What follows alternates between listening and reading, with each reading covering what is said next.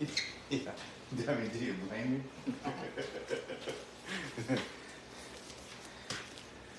All right, good evening, folks, fellow trappers. We will be hosting Skinning Night, where we welcome you all to come and join us. So, all right, I think we have everything set up properly on the tripod. Should be good to go. Knickerbocker. Let her roll. We're rolling. Fierce gold.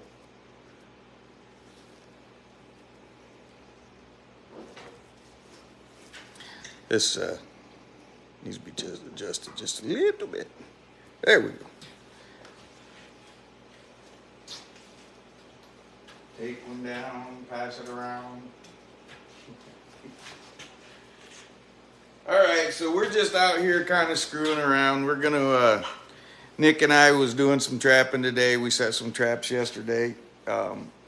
Pulled a few rats. We're gonna put those. We've been skinning some coon.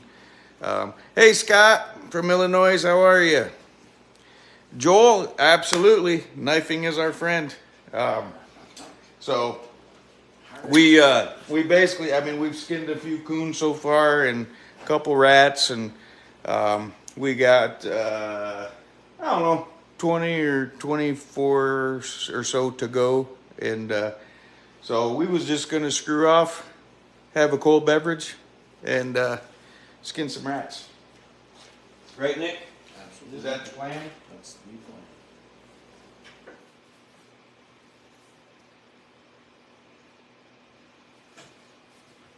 Try and keep the wet ones for the last.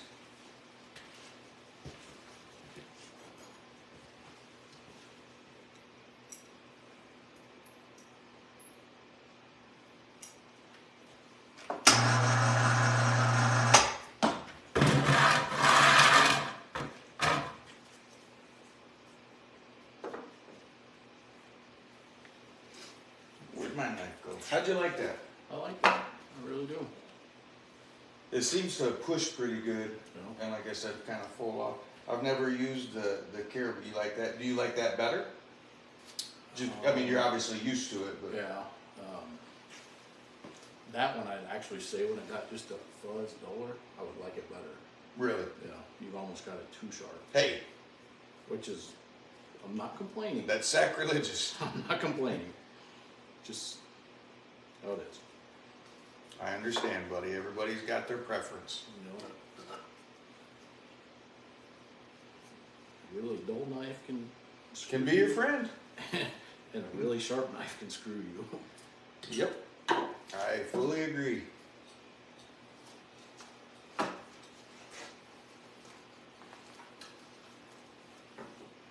Fully agree, buddy.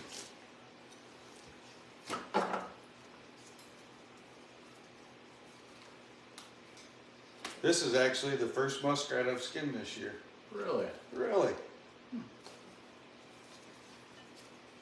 Skinned them ones we caught up with Jess, but that one we caught in Iowa, I skinned too. Yeah. Other than that, I haven't caught any at the house yet. Oh, I know what I was gonna do. I was gonna turn that fan off because that thing gets pretty obnoxious. Let me go do that. Hey, John, how are you, buddy? Them little rats, best we got, buddy. We don't discriminate. We're not giving them mouth to mouth. Come on, Tommy. Let's not pick on the size of our rats, buddy.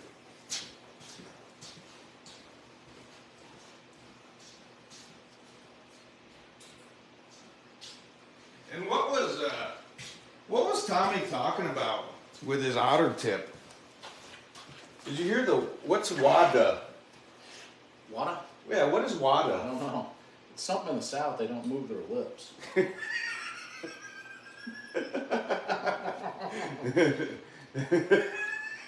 That's a good way of putting it. That's all I've ever been told.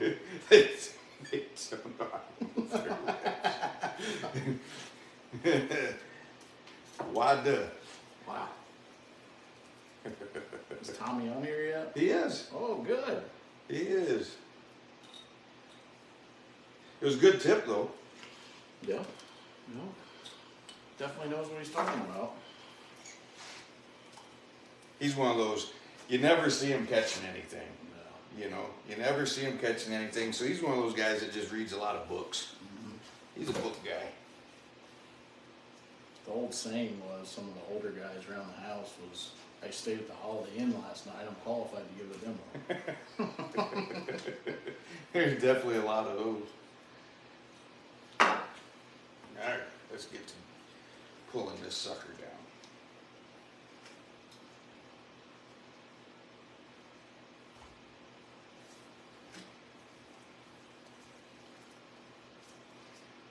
Boy, this one is like glued on for whatever reason.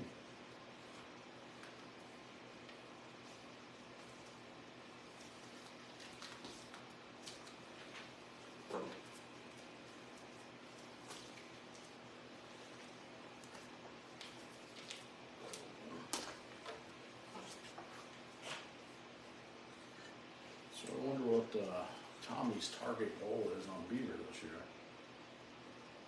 I think I heard him say 15. 15. Be a big year, Tommy. Yeah, Tommy, what's your target this year, buddy? For beaver? Do you have one? You know he's got one. No, everybody's got one.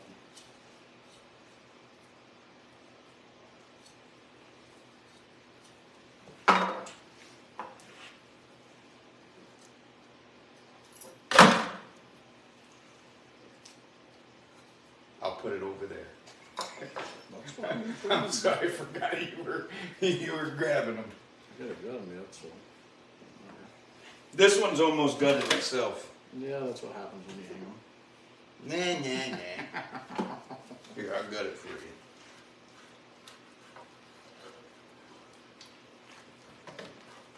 Still want the diaphragm? Yeah. Want the tail? Yep. Head? Yep. Okay. We're on the same page then. Alan, we're always trying to have at least a little bit of fun. Oh boy, this sucker's fat. Yeah, Kim, you know, it really is what it is. There's not a whole lot we can do about the fur price other than just essentially just go enjoy trapping, right? Ryan, yeah, we should probably take that sharp knife away from Nick. So, anyways, like I said, we're just out here taking care of some critters.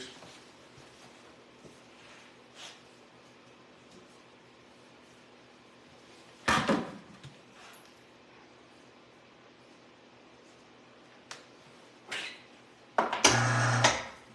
think it'd be cool if some of these conventions went back to doing skinning contests. Mm-hmm. I think that would. Didn't Tommy try that? Basically, not necessarily a contest, but show how fast he could put up beaver with a butter knife or something like that. I keep reading a lot about how he did this demo with a very, very, very dull knife. Yeah, I did read something about that multiple times. I don't know the story behind it really, but I would have liked to have been there to be the heckler in the crowd. Offering words of encouragement. Well, of course. You're not going to discourage another trapper. No, not most of the time.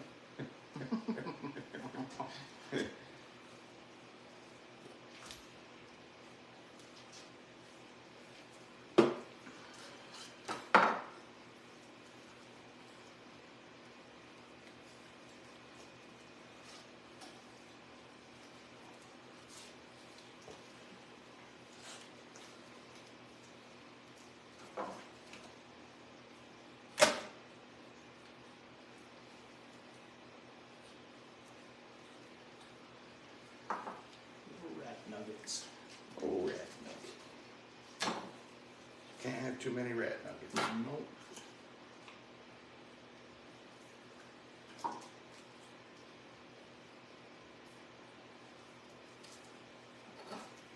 What's the weirdest thing you've ever caught in a trap? Ooh, I don't know that some of that can be aired. Oh,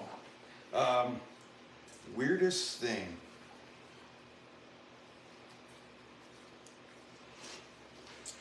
Definitely some, incidental animals. I caught a sandhill crane. really? I caught a sandhill crane. That was probably the strangest release and moment. Those, so you know how they make that big, oh, whatever that noise is that they make, and they're annoying as shit when you're out there deer hunting, and they're on the pond or lake behind you making their big old noises, their calls, and but I never thought about how intense that is when we're this far away. It sounded like a dragon, man. It had this like noise, yeah, like it was very, very strange coming out of that long neck. And I released that sucker too, and he was just fine. He flew off, which was surprising with his big long legs and whatnot. I figured his legs would have broke or something. But yeah, that was probably one of the strangest. I'm gonna go ahead and gut this one right here. That's a good idea.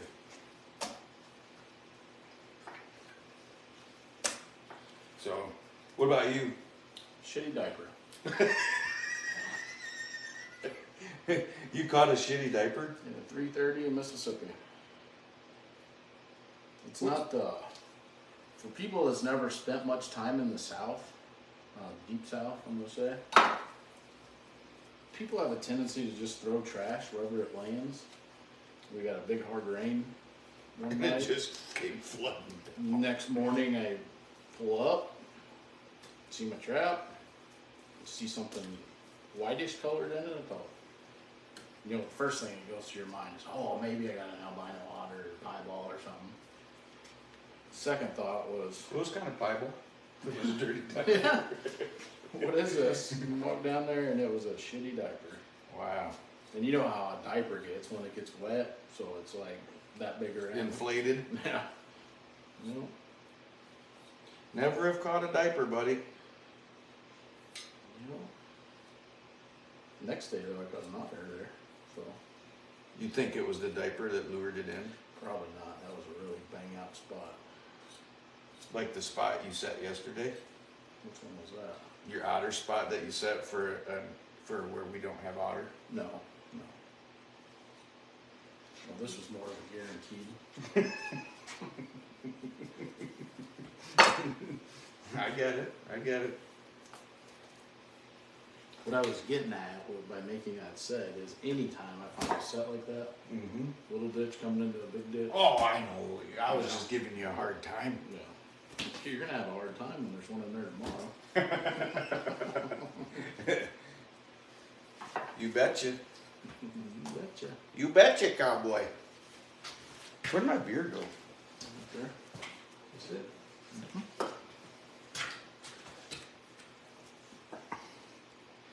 I would have released him right on the grill ribeye of this guy. Sandhill crane make a good guttural sound. Yes, absolutely. It came from the bellows down below. Unfortunately, we can't kill or eat them here. I mean, I guess you could eat it if you brought it somewhere else, but you can't kill them here. So had to release it. I guess the only place I go where it's legal is Kentucky. Hey, Skylar. Sandhills are legal in Kentucky? There's a bunch of regulation on them, but Yeah.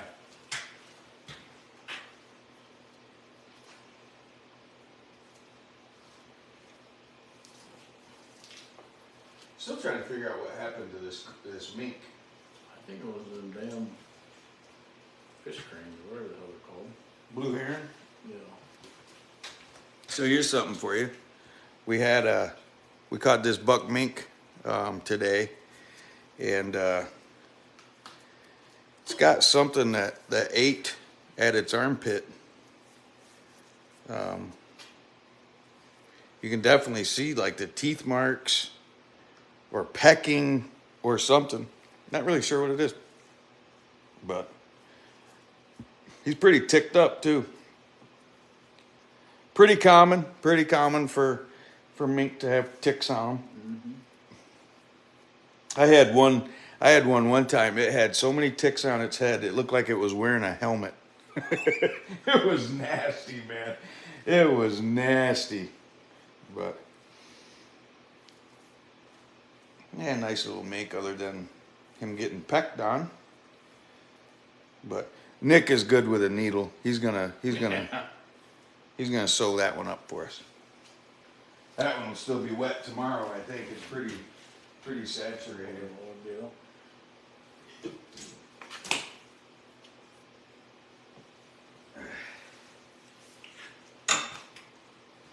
This one has a loose cranium.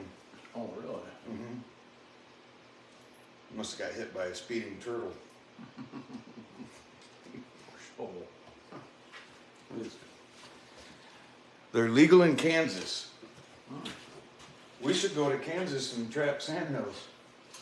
Dude, they do have a weird sound when you're up close. So at Goose Pond, that area I've been telling you about, the amount of waterfowl that comes through there is unbelievable. Mm-hmm. And those and snow geese, the sound actually eventually drives you nuts when you're out there for Kind days. of deafening, isn't it? It just like, shut up. Yeah, it's the only place in the world I've ever experienced. Well, in Arkansas, it snows. Well, you know what that is? That's all them Yankee birds flying down through your area there. That's what it is. You know, Arkansas, them big flocks of snow geese, that's... You can describe it, take videos, take pictures, but until you see it in person, it's just... Yeah. So I'm not a bird hunter by any means, or a waterfowler.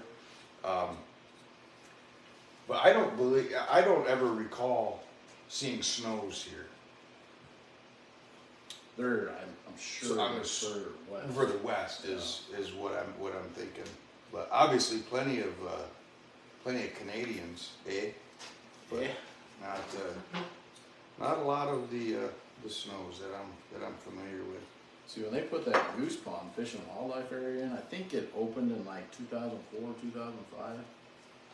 But it changed the flyway. I mean, that's how impressive this place is. There's enough water that it actually shifted the flyway. Really? No. That's pretty cool. And that's one of those spots you have to bid on. It's not a bid, it's just a drawing, luck of the draw type deal. Oh, luck of the draw. No. Okay. I was told the state quit bidding on stuff because antis are going in, taking the bid, and never trapping it. And then so the conservation effort behind the whole thing is basically moot. Right. Man, that one had some big testicles. Wow. Look at the size of those. Oh. They almost, I mean, those are some good ones on this little rat. I'm like a stud field mouse. I'm like Tommy Bryant.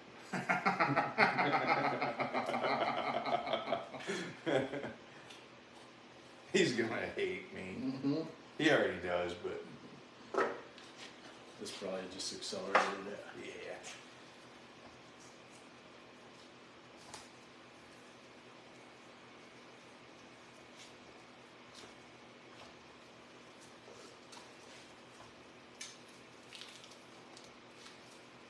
I wonder if hanging rats versus skinning them on a table is a regional thing. I don't know. Because a lot of people I know from Michigan hang their rats. Even Gary Schumann, right? Really? Gary Schumann hung his rats, or still hangs his rats. Curious, and I wonder if that's because of. And the reason I always did it is because there was times where this would go to table fare. Okay. Right, so these carcasses would end up being consumed, and so this was the easiest way for me to keep them clean, and it just kind of became the style that I was used to.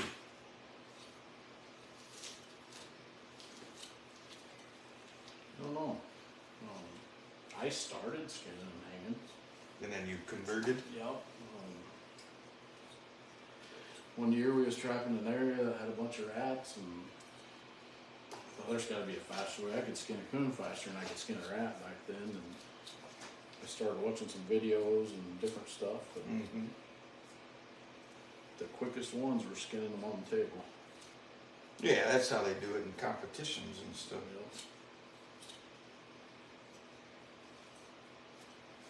I've got a friend that lives up north, but he would go to the Dakotas whenever rat prices were good, and they'd put cardboard down on the floor, and they'd sit right at the kitchen table, and watch TV and skin rats. Skin rats They had a towel over their knee. And my dad tells me a story whenever we start getting into doing rats and whatnot. There was a lady in Horton. Hey, Derek. There was a lady in Horton who would skin her husband's rats while she was cooking chili. really, She'd be cooking and skinning and cooking and skinning. Yeah. Huh. My old man, he used to tell me that. Like, you want to see an impressive woman skin some rats, go talk to old Mrs. Hubbard. She'll skin your rats and make you lunch at the same time. oh, I'm good. Yeah.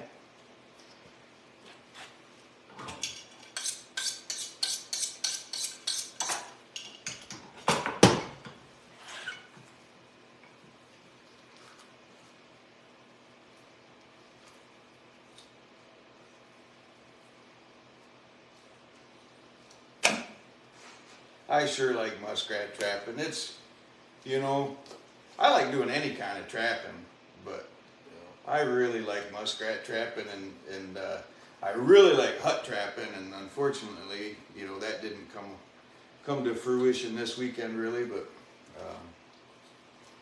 still muskrat trapping is just a ton of fun, you know. We've got a game plan for the next time the water's open. Next time the water's open, there's a plan that'll be executed. And what was really jacked up, if you've been watching any of our lives or whatnot, the place we were planning to hut trap had gotten locked in by ice, and so we had to resort to Plan B. And this was what, yesterday. Yeah, Yesterday morning, because Nick was only up here for the weekend, and so we resorted to Plan B, and it rained last night, and all that water's open today. But not that it would have made a difference, because the wind gust is, you know, like 40 miles an hour, and it's it's cold, right? It's making ice right now in some spots because it's freaking cold out right now, and so. Wouldn't have mattered, but we did drive by there today and go, son of a gun, it's back open. But anyways, we made a plan to fail fast so we can execute on something else. And that's what we did.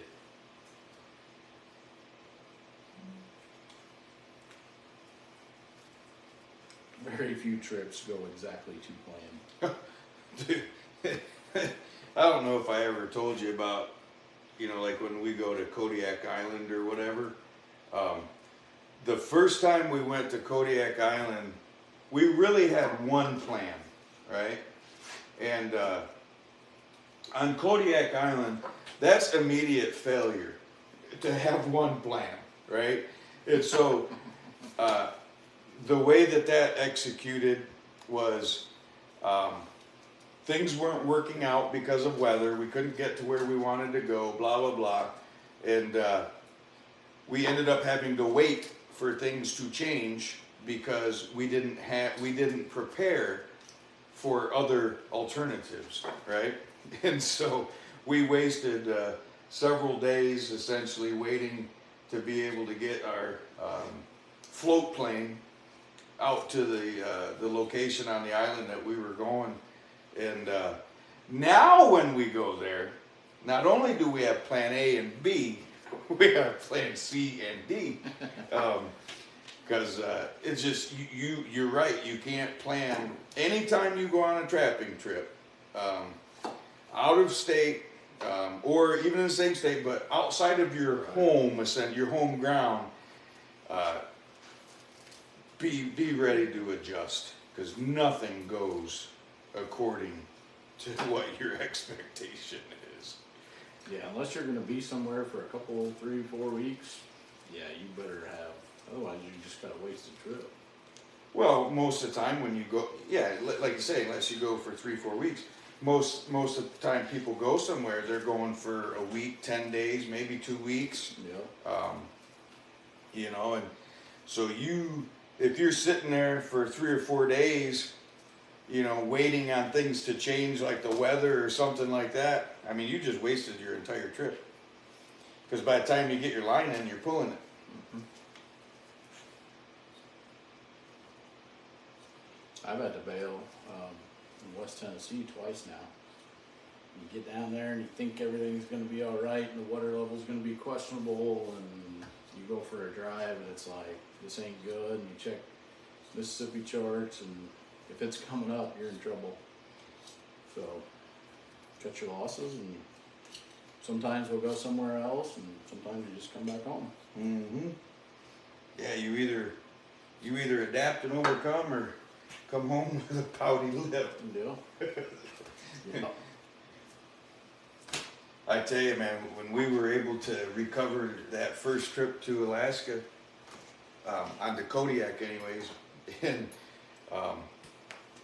I do not know that was the best decision we ever made,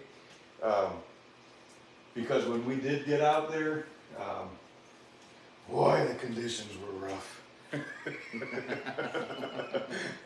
and the pilot doesn't tell you that, you know,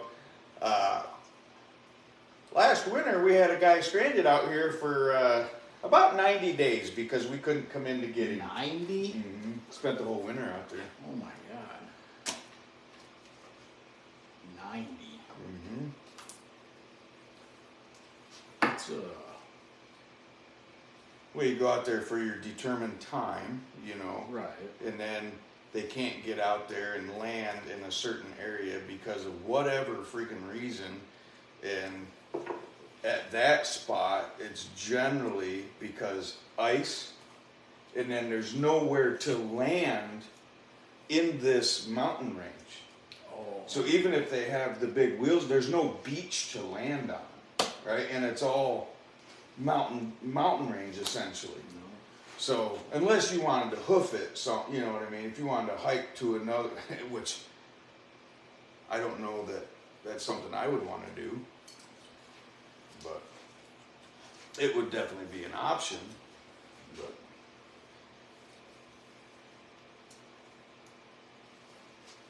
or maybe that one wasn't 90. Maybe that one was the 21-day one that he was referring to at that time. There was another one where he had guys staying. Okay, I remember now. They stayed there all summer long. They were there for 90 days and had several drops, but they couldn't get them out at the right time.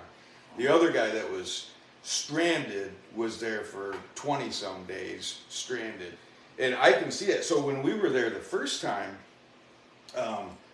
and we had to leave, we got in late to the location, and we had to leave early due to the weather forecast. And what happens is you got this mountain range, right? And the wind comes over this mountain range, and it rolls when it hits the ocean. And it creates lift on the aircraft. And this guy, I can't remember what year, it seems like he said somewhere around 86, actually flipped his plane over backwards, that airlift. And he calls it, I can't remember what he called it, barrel lift or something like that, where that wind current does that. And so, anyways, you know, of course you don't know this stuff as you're, you know, after you're already in flight, but yeah, man, it's a weird environment on that bay, right? On that bay. Other bays, you know, they may have big beaches where they could get in there easier, or they don't have that mountain range creating that creating that air current like it was. So like, there's no opportunity to even like chopper. You could potentially chopper. Okay. Yeah. Yep. You could chopper again if you had planned ahead for that. You know what I mean? The only chopper that you're getting out there unplanned is Coast Guard. Coast Guard.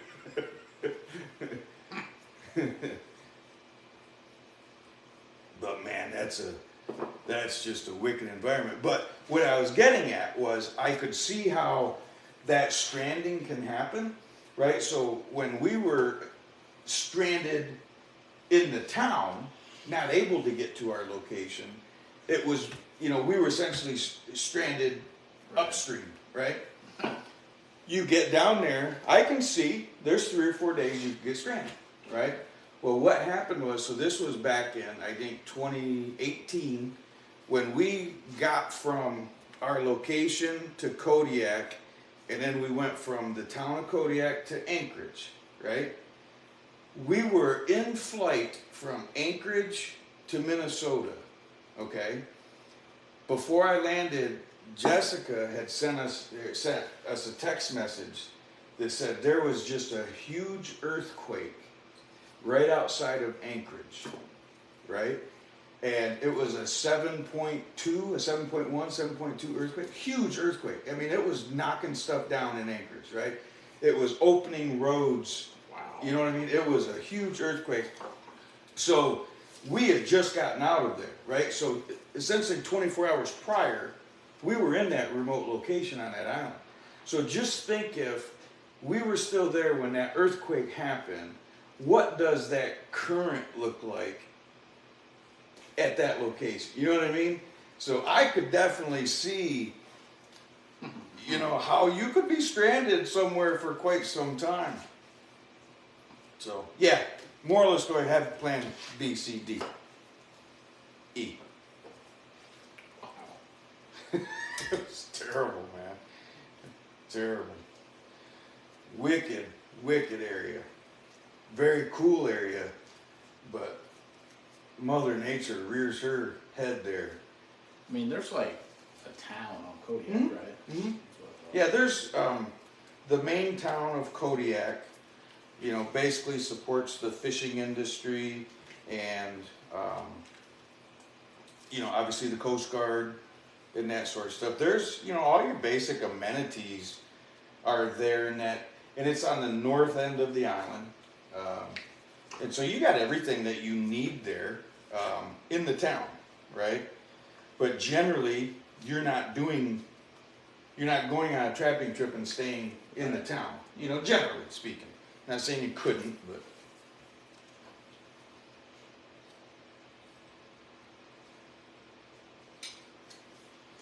Yeah, cool area. The other thing I found really interesting with Alaska in general, is you have to register your beaver. Really? Yep, you have to register your beaver. It's kind of like Amsterdam or something, Mm-hmm. Come on, man. Trying to keep this PG-13.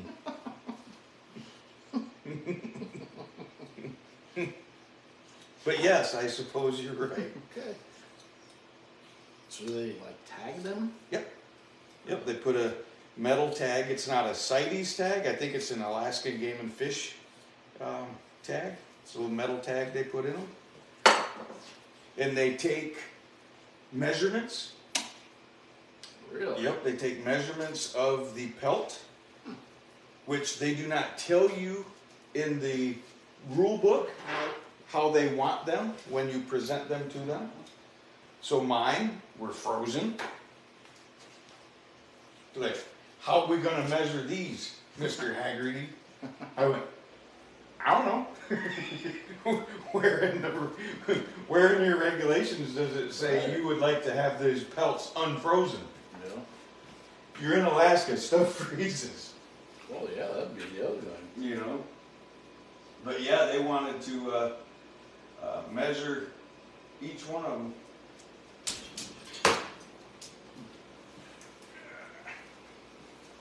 tumbler. Okay.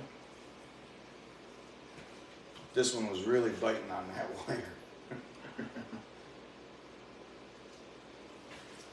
Sorry, I was just rambling on. Hey, Mr. Novi, what's going on? Bob, how are you, sir? What are we doing with the meat? It's going in the chili, Tommy. Going in the chili. Mrs. Hubbard's gonna put it in the chili while she's skinning for us. Alan Sayer, how are you, buddy? Jason, hi there. Hey, Daryl, thanks for following along and supporting us.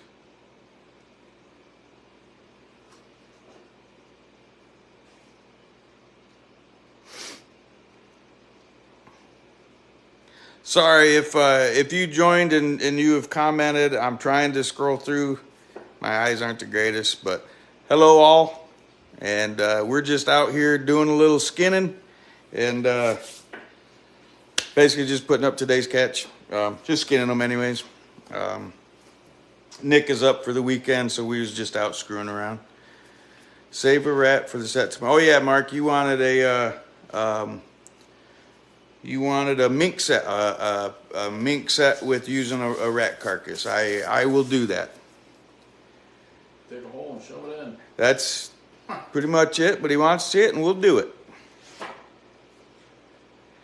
Yeah, Mark, we did all right. For Plan B, I would say we did okay. I'm very much pleased. Like I said, nothing ever goes exactly to plan.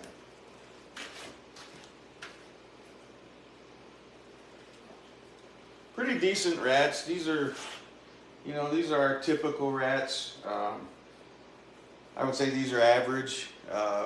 We do get quite bigger ones from time to time. Like the one on the display. Like tails. If you ever come see us at a convention, I've got one that's mounted there, kind of showing our tail hook. But he's mounted, and he was 4.8 pounds. That's on the heavier end of what we'll ever catch. Every now and then you can potentially break the 5-pound mark, but that's like a 50-pound coyote, right? They happen very infrequently, at least in this area. But Warren, the rat trapping is actually pretty decent. I'd say it's good right now. It's not, there's not a rat hut in every puddle or pond or anything like that, but there's enough out there. If you want to trap rats, you can find opportunities to trap rats. In this area, I was telling Nick earlier, in this area, you can catch a few hundred rats. I wouldn't say easily, but you can definitely catch, say, 200 rats. While you're out there trapping coyotes or doing something else, you can have some rat sets mixed in and catch a couple hundred rats. You want to start getting into 300, 400, or 500 rats. I know for a fact you can do it in this area, but you're going to work your tail off for it. That's basically our area. You could definitely get out there with, say, 50, 60, maybe 70 traps, and catch a couple hundred over, maybe, depending on what bodies of water are open, put it that way. It could be in 2 days or it could be in 2 weeks. But again, you start getting beyond that, it's possible, but it's definitely going to make you sweat. What do you say, Nick? Yeah. Is that pretty accurate from what you've seen? That one area, I think we could have pulled triple digits. In one day, in one check, day, yeah. If there would have been some long, long days, but Yep, I agree. And then if you go, so we're basically in the center of the state at the bottom. And if you go to the west or to the east, you start getting into better rat areas, in my opinion. You got tributaries that come off of Lake Erie, Lake Huron, Lake St. Clair. you know, on the east side, and then on the west side you got Lake Michigan, tributaries that come off of that.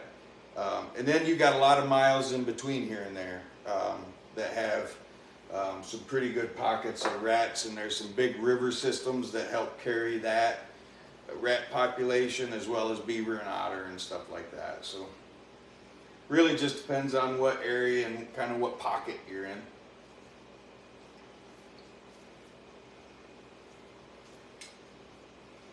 But for just, you know, going out and having fun, like I said, our plan A was ratting out of kayak, and we ended up, most of these all came off of a stream, a little creek, and then it's called a river. It's a small river this year.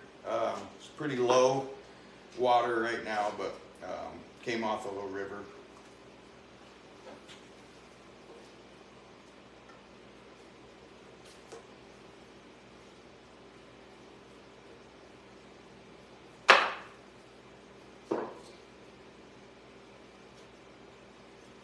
I would say you're above average for the rest of the country.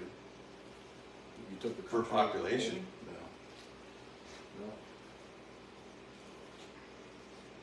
There's more rats here than any place I trap. Yeah, I would, you know, Maybe Joe, maybe. obviously, you know, South Dakota, the Dakotas, Right. Yeah. Minnesota's got a bunch of rats. They won't let you trap them. Mr. Swanson, if you could get on that, make some changes. But they've got a lot of rats, a lot of hut rats out there. If they would just let us come and play. Yeah. It wouldn't only benefit us, it'd benefit them as well, because then they could go to different states Yeah. instead of being landlocked. I mean, it makes sense.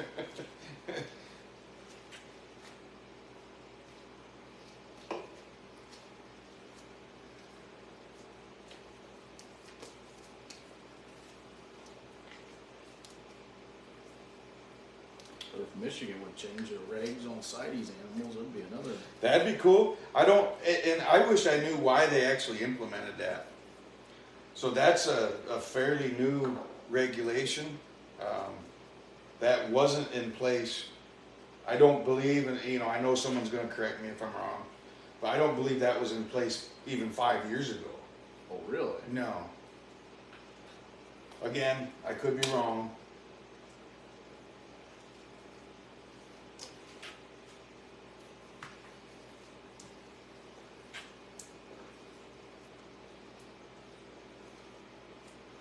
So people have asked, you know, on there, you know, what are we doing with the meat, essentially, in the carcasses? These are all being saved. They'll be put to good use. Nick's taking them. Bait meat, usually what they go for. So really the only part of these rats that are being discarded is the guts.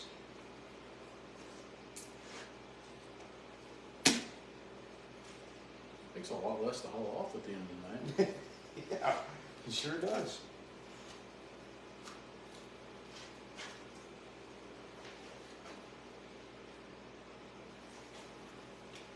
Sure does. You know, there's skull markets. There's so many markets for this stuff. If you just take the time to hunt them out, yeah, it might add a little bit of time, but you know, It can add to your end of season paycheck. you know, might pay for some fuel or whatever. Because everybody knows we're not getting rich doing this.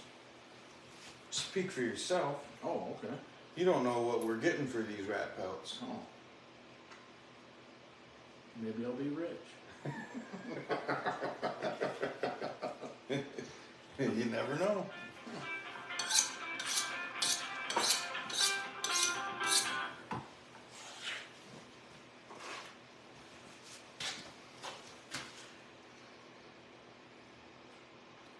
Y'all gonna board them too, or into the freezer, Mark? I don't plan on boarding them. I'll do that at another point in time. Where can you order number 5 RBGs? Mr. Bob Winsteller wants to know. She Traps has them, the single spring with the J3 spring clip already installed. They're on her website right now. Otherwise, Sterling Fur carries the double spring ones, and they carry the single spring ones. So that would be your 2 options. And that's shetraps.com would be their website, and then I think it's sterlingfurco.com. Sterling Fur, Google it, Sterling Fur, ask Alexa. That or just wait till Monday and talk to Humphrey. Yeah.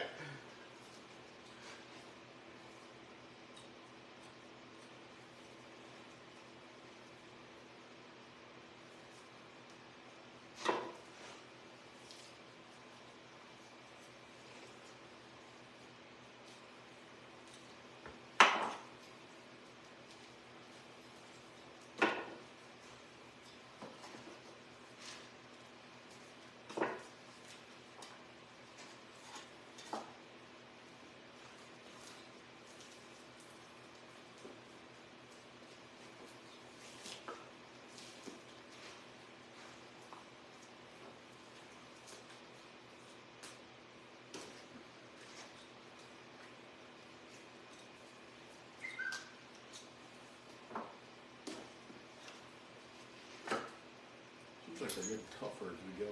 That's, I've had some that are very, very tough, which is not normally the case. Must be that hog water.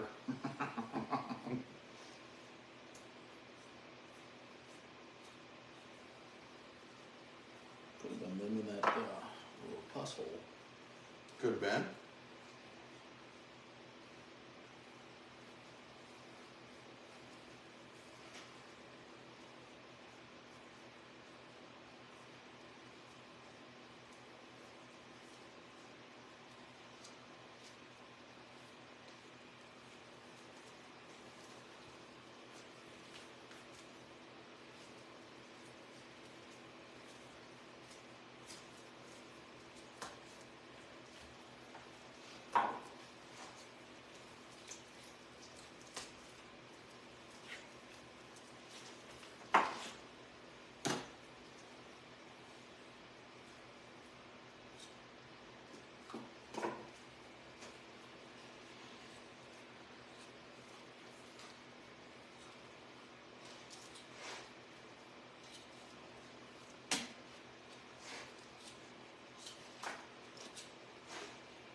Ready?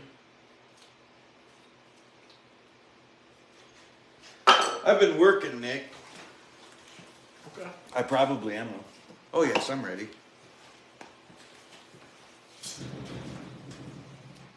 Got 11 coyotes in for you, Nick. Hey, that's cool. Novi has 11 coyotes for you. I think they're fully pulled up. Do what? I think they're fully put up, too. Really?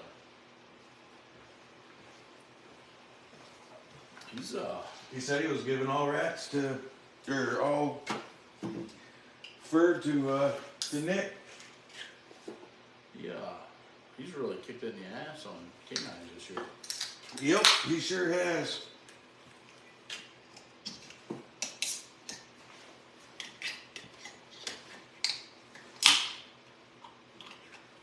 Sure has.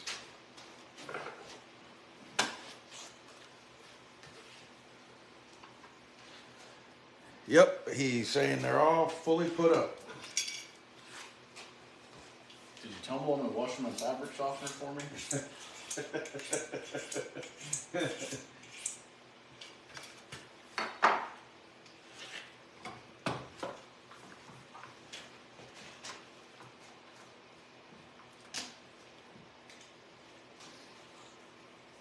I didn't gut everyone yet. I missed a few. Kind of picking up your slack. You've been gutting them? No. Hey, whatever, dude. It's working.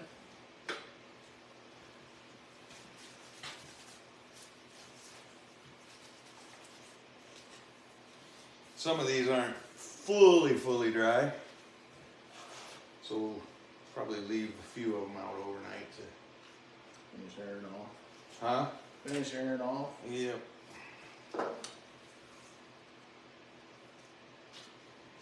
Got the Michigan game coming on here pretty soon though, so Oh. about to be go time. Go blue. Is Michigan and Michigan State rivalry kind of like Mississippi and Mississippi State? I mean, it is. It's kind of like the junior rivalry. The real rivalry is Michigan and Ohio. Oh yeah.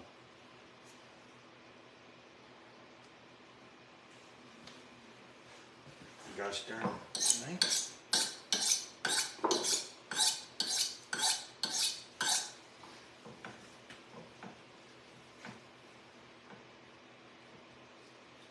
I haven't talked to Joe Goodman. I would assume he's not going to want to talk to me at least until convention season.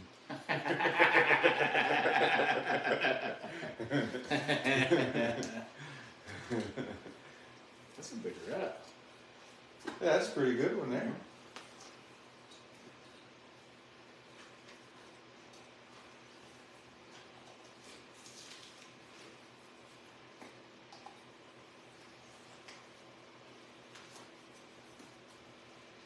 Down in Mississippi, it's definitely like they take that rivalry for the rest of their lives.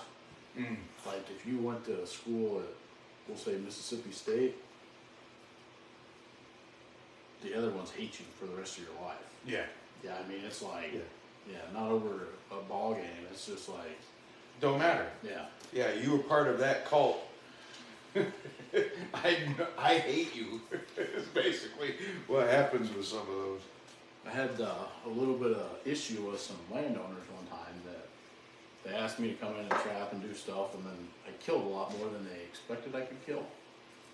And the guy staying with, and I don't remember what side's what, but he goes, "Don't worry about them. Them's all state guys. They ain't too smart."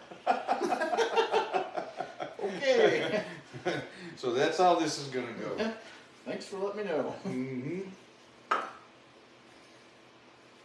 I would say, I don't know. Obviously, I don't play ball, so I could imagine, from a player's perspective, it's probably, pretty freaking cutthroat.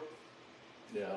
But from a fan's perspective, yeah, if you're a Spartan versus a Wolverine or vice versa, yeah, there's definitely kind of an underlying hatred that we'll get along, but don't make me go get your beer. Yeah. I'm gonna shake it up. Those sorts of things. But then Ohio or Ohio State, anyways. Yeah, that's a total another level. I don't really know anybody who likes Ohio State. Oh boy, you're gonna hear it now. My wife's aunt lives in Columbus. Oh, So there's that whole IU Purdue Mhm. Ohio State rivalry that generally gets brought up. mm-hmm. And I've even got an Ohio State pullover. And she bought it at a gift exchange. Thought it'd Sure. be funny. I was like, perfect. I want that because on a wind like today, it would have been great. Mm-hmm. It's just enough to cut the wind, but it don't really warm you up. And she thought she was getting it back. I was like, nope, you're wrong. I'm gonna get it all muddy and trash it. I'm not even gonna wash it. It's just gonna go right to the trash when it's dirty. But I will wear it. Thank you for the present.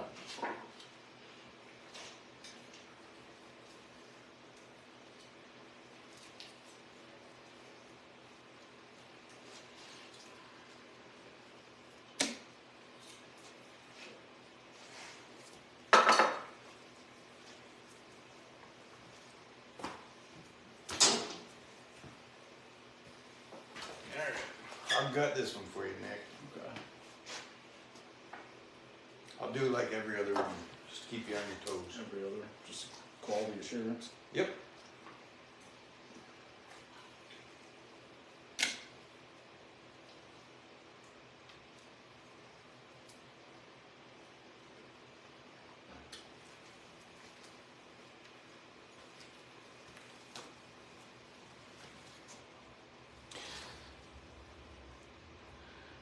You tell me you never get, shoot, who said I never get the guts coming out? That ain't me. If I am, I wash no fabric softener. Sorry. If I'm doing rats, 25% of them are probably getting the guts popping as I'm skinning them. Especially these ones. These are kind of, some of these are tough. Yeah.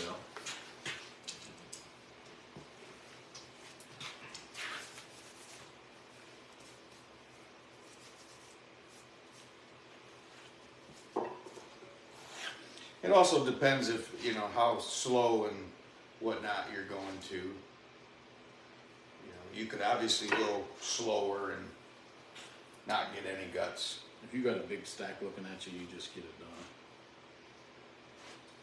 That's the way I am when it comes to anything. Yep. It's kind of like clean skin and beaver. I don't know how many times I've tried. I can't make myself do it. Why? Because every time I feel like it's pretty accomplished, I still got to put it on the beam to dress it up. And do more. But at that point, I've spent more time clean skinning it, than if I would just skinned it and scraped it. Mm-hmm. So So overall, it's, to me, it seems faster. Now, I have watched an old man from Kentucky. I don't know if he's even still alive. It's been years ago. Man, he could clean skin one in 20 minutes. clean skin in 20 And minutes? it was ready to go on board. No touch up. No touch up. He was good. And he'd sharpen his knife probably 200 times in that 20 minutes. Wow.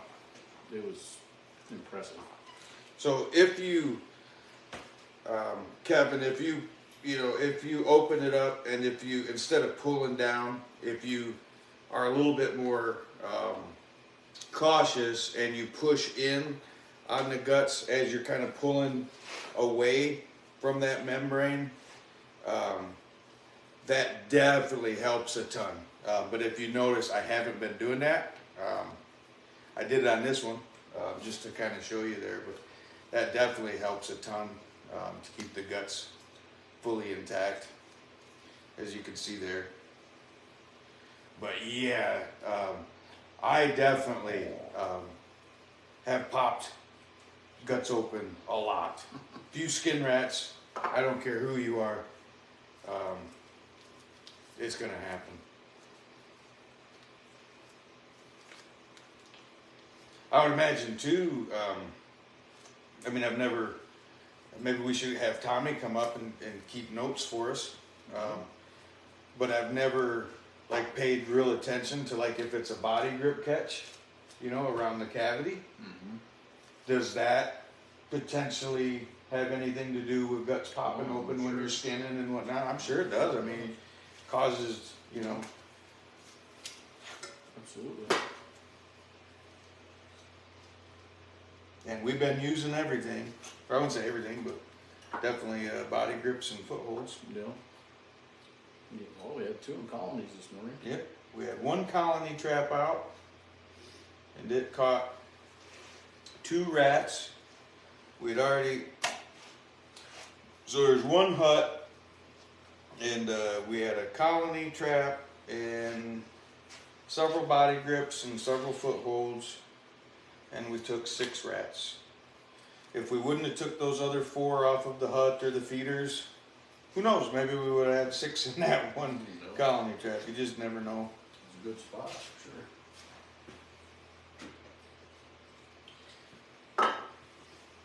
sure. The mink is not getting skinned tonight, Mark. It's definitely waterlogged. We'll use Mr. Eaton Muskrat for the. Oh, for Novi's. You know, Well, I'll skin it and then just use the carcass from it. Oh, okay. Because I think that's what he would have, is he would have a skinned rat. So.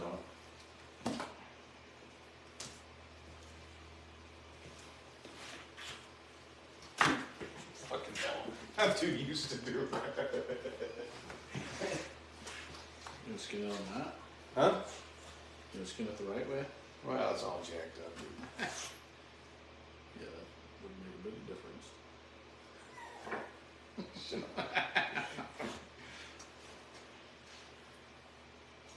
Alright.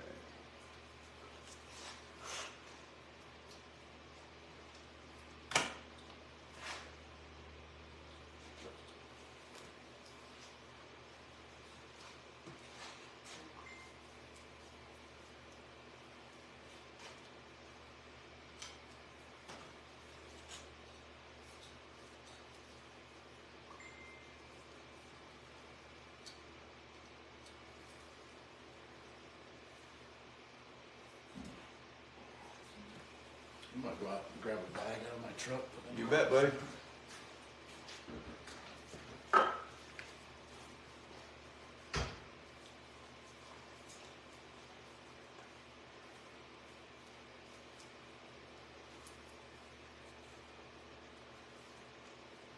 All right, Mark. This will be your rack for the meat set tomorrow.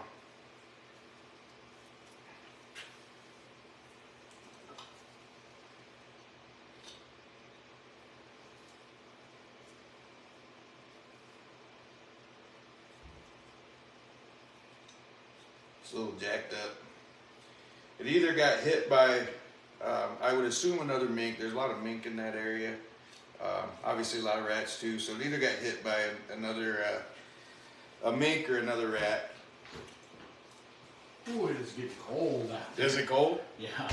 Grass is crunchy. Grass is crunchy.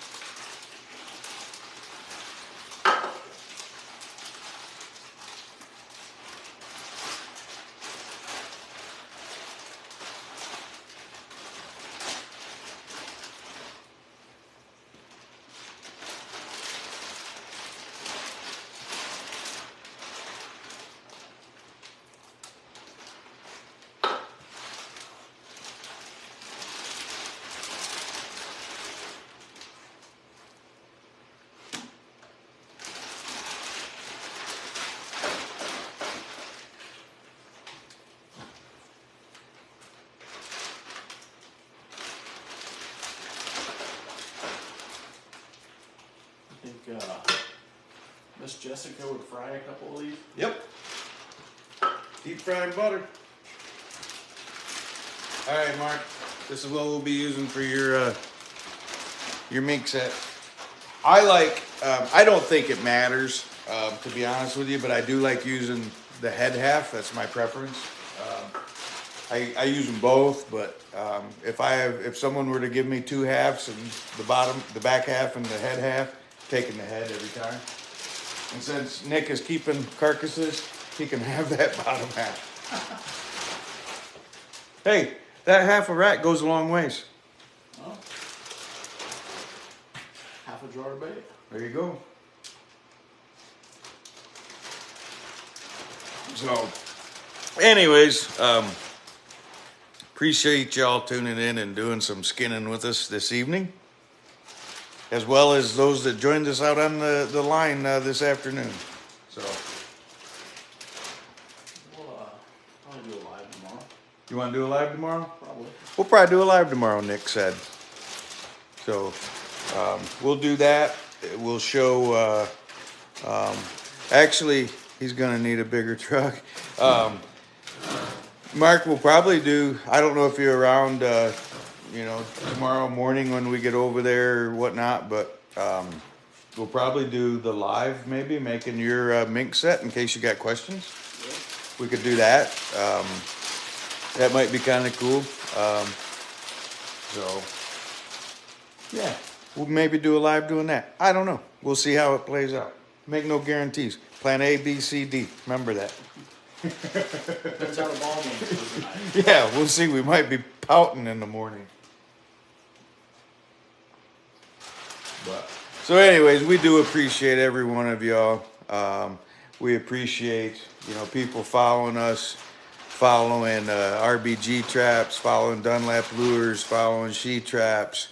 You know, all the various dealers that we deal with.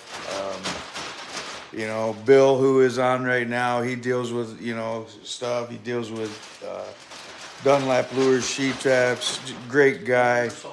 Yeah, yeah. I can't pronounce his last name. That's why I avoided it. Bill I. Yeah. Bill's been moving pretty good amount of our stuff. Yeah, dealing RBG stuff. So, Alan Sayre, who was on, I don't know if he's still on. He was on earlier. You know, they deal our stuff. So, just a lot of people across the industry that deal our stuff. So we definitely appreciate everyone.